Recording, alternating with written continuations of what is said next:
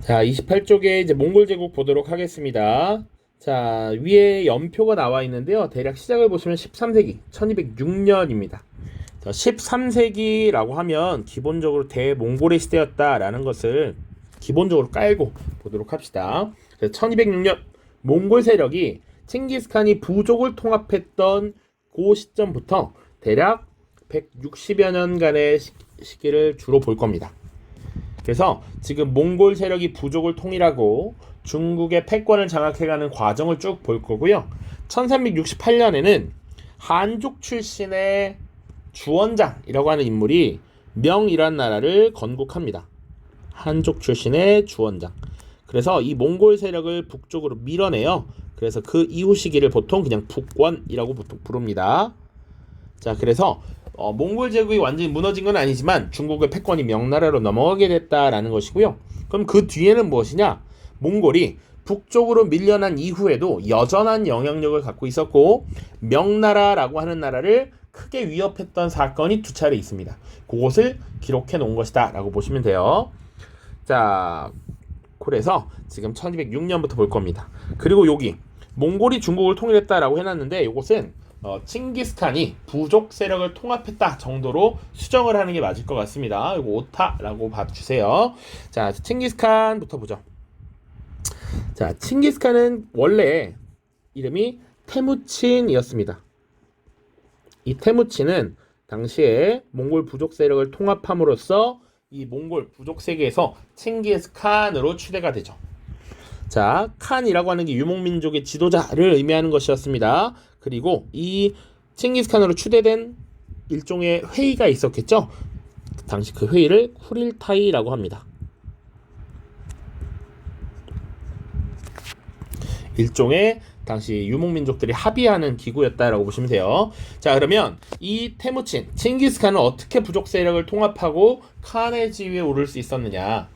어떻게 빠르게 그렇게 통합을 했느냐? 라고 하면 그 기반엔 천호제라고 하는 제도가 있죠.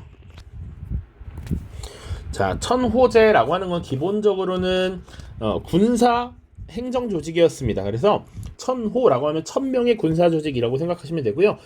기본적으로 이 칸의 명령을 빠르게 신속하게 전달하기 위한 조직이라고 보시면 됩니다. 이 천호제를 바탕으로 빠르게 부족을 통합할 수 있었고 빠르게 대제국을 건설할 수 있었다라고 보시면 돼요.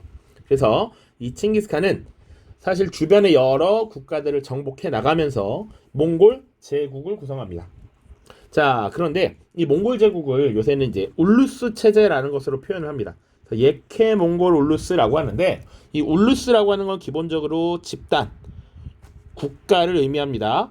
자, 그래서 칭기스칸이 죽고 나서는 사실은 그 후손들에게 이 넓은 영역을 어느 정도 나누어 맡기면서 느슨한 연합체의 성격을 가져요. 그래서 뒤에는 뭐 훌라구 울루스, 차가타이 울루스 이런 식으로 조금씩 느슨하게 나누어질 것이다 라고 보면 돼요. 자, 이 칭기스칸 때는 기본적으로 금나라를 공격합니다. 물론 무너뜨리진 못하고요. 이때는 금나라를 위기에 몰아넣었다 정도 보시면 되고 서하를 정복합니다. 서하를 정복한 것이 1227년이 되겠습니다. 그리고 이 서하를 정복하는 과정에서 사실은 이 칭기스칸이 죽습니다. 그래서 이 서하 민족을 거의 싸그리 소탕해버린 이런 일들도 있습니다. 자, 그리고 호라즘이라고 하는 것을 정복합니다. 중앙아시아 지역에 있었던 하나의 왕국이었습니다. 호라즘 정복. 그러나 이 칭기스칸은 서하 정복 과정에서 죽음을 맞이하게 되었고 칭기스칸 사후에는 여러 개의 울루스로 사실상 분열되었다. 자, 그 다음에 봐야 되는 것이 사실은 오데칸이라고 할 수 있는 바로 쿠빌라이로 넘어가게 되는데요. 그 쿠빌라이를 보기 전에 중간 단계를 잠깐 보겠습니다. 우리가 조금 원나라와 관련돼서 몽골 제국과 관련해서 기억해야 될 정보. 자, 우구데이칸이라는 인물이 있습니다. 우구데이칸 2대 칸이고요. 이 우구데이칸 때 금나라를 정복합니다. 1234년의 일이고요. 또 한 4대 칸에 해당하는 뭉케칸이 있습니다. 뭉케칸.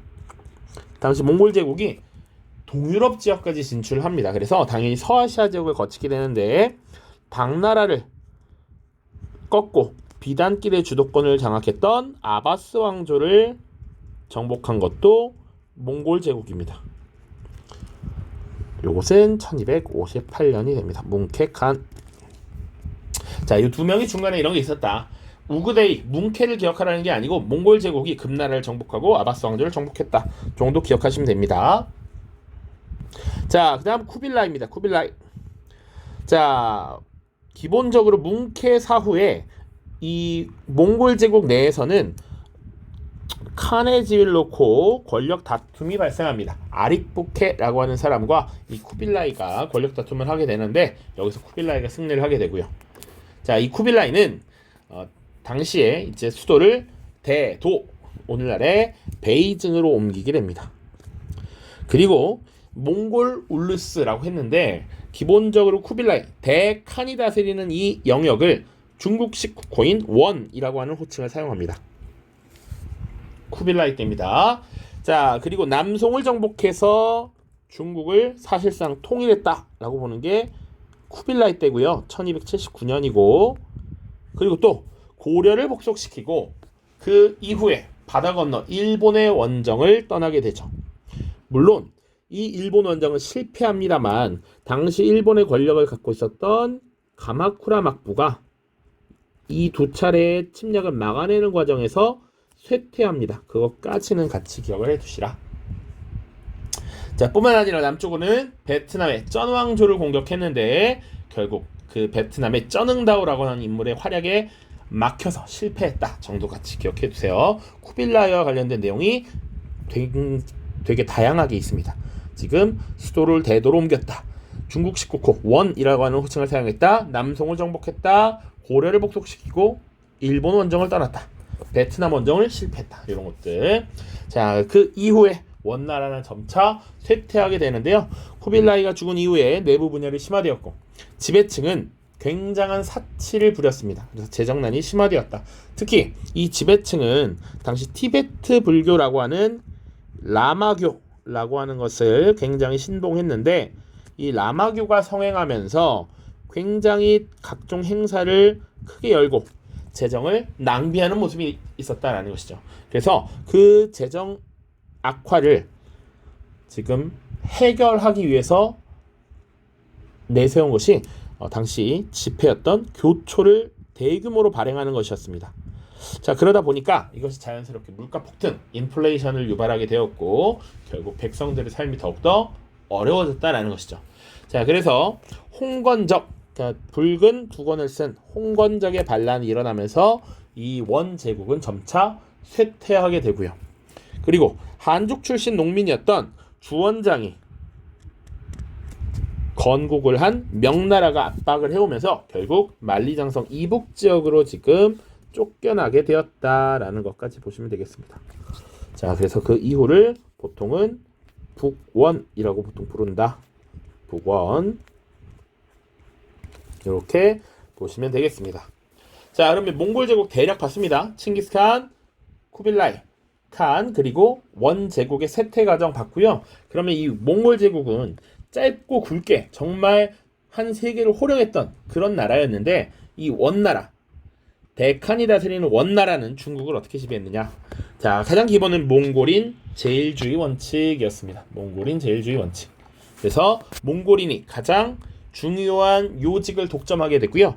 그리고 생목인을 우대합니다. 생목인은 일종의 이방인, 외국인이라고 보시면 돼요. 주로 서방 지역에서 온 사람들을 생목인이라고 보았다라고 보시면 되고요. 이들은 기본적으로 밑에도 나와 있습니다. 재정과 경제를 담당했다.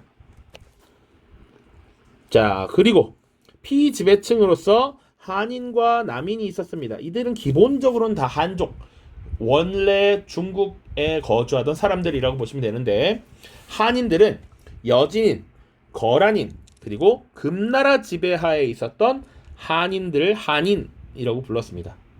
이들은 주로 하급 관리의 역할을 수행하면서 몽골의 지배, 몽골의 체제에 어느 정도 순응했던 사람들. 자, 그보다 더 차별을 받았던 게 남인입니다. 남송 지배하에 있었던 한인들, 몽골의 이 지배에 협조하지 않고 받아들이지 않으려고 했던 사람들이라고 보시면 됩니다. 주로 생산활동에 종사했다. 자, 이 시기의 경제와 문화까지 보도록 하죠. 자, 기본적으로 사실은 몽골은 유목민족입니다.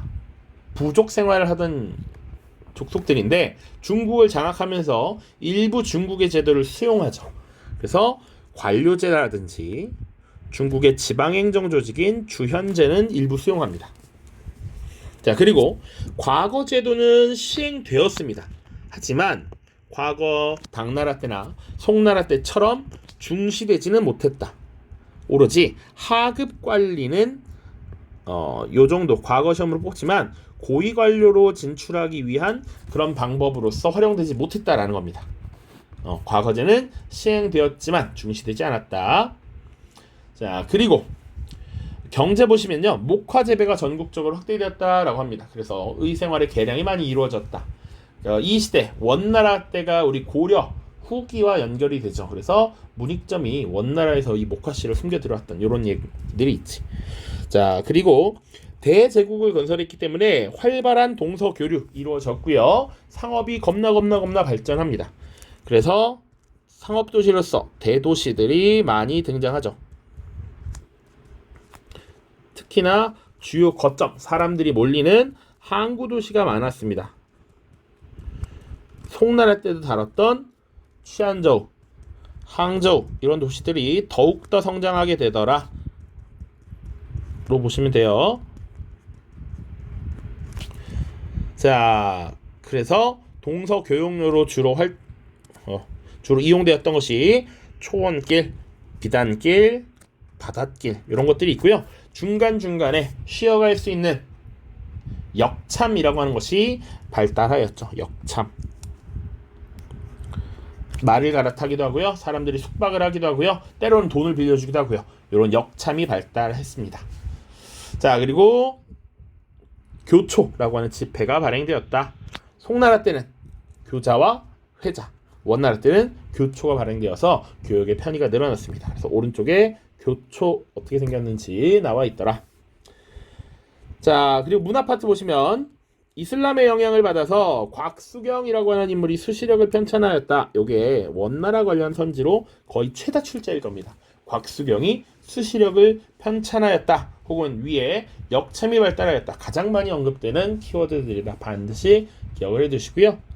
자, 그리고 몽골 제국의 문화 보시면 민족 문화가 발달했습니다.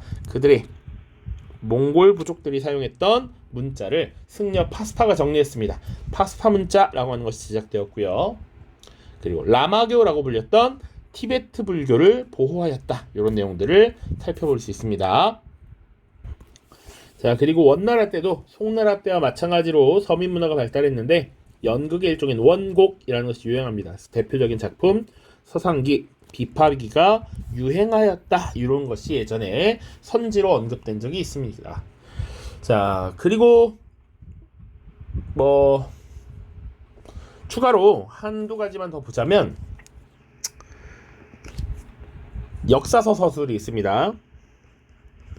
라시드 아딘이라고 하는 인물이 집사라고 하는 것을 편찬했습니다. 집사. 이 집사가 최초의 세계사로 평가받는 작품이다. 정도 기억해 두시고요. 그리고 송나라 때 봤었던 이 발명품들 있죠? 화약, 나침반, 그리고 인쇄술, 활판 인쇄술 같은 거, 이런 것들이 지금 서양으로 전파되더라.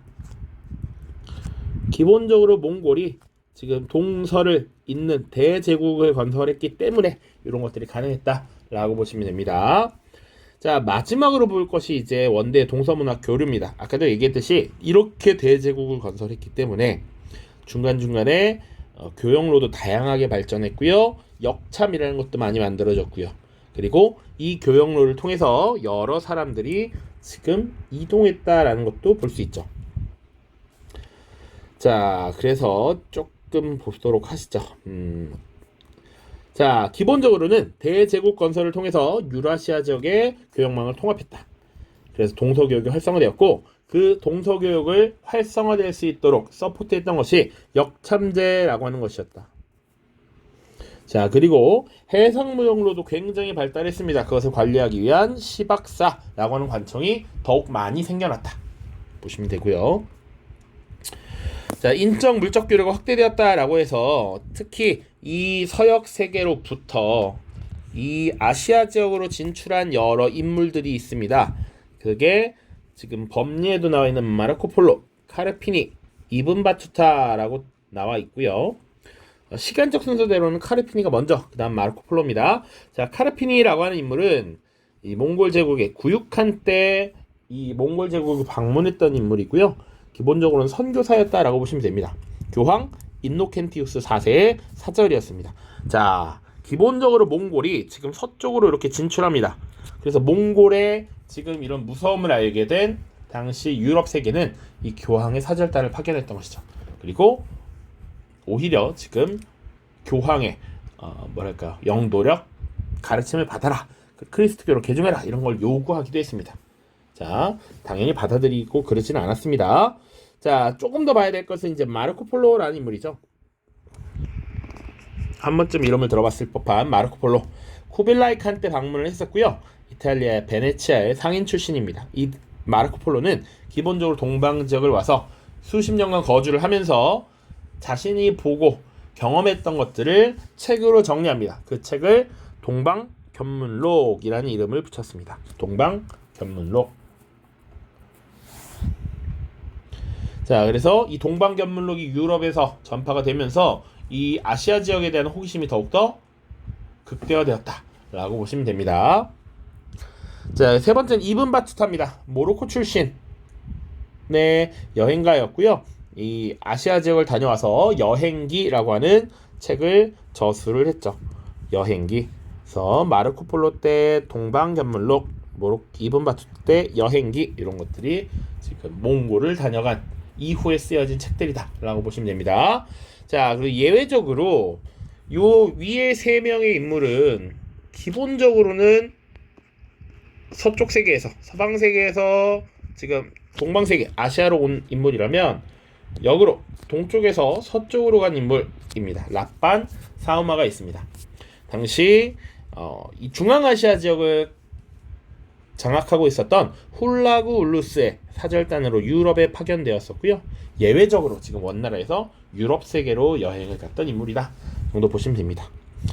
자, 찐막입니다. 마지막 밑에 자료 보시면 마르코폴로의 동방견문록과 이븐 바투타의 여행기의 내용이 일부 지금 작성이 되어 있는데, 역참이라고 하는 것이 당시 교역에 굉장히 중요하게 활용되었다라고 하는 내용들이 있으니까 가볍게 읽어보시면 좋을 것 같습니다. 자, 그래서 원나라와 동서 교류까지 쭉 살펴봤습니다. 모두 고생 많으셨고요. 다음 영상에서는 명나라 그리고 청나라 대략 한 3개 정도의 영상으로 살펴보도록 하겠습니다. 고생 많았습니다. 안녕.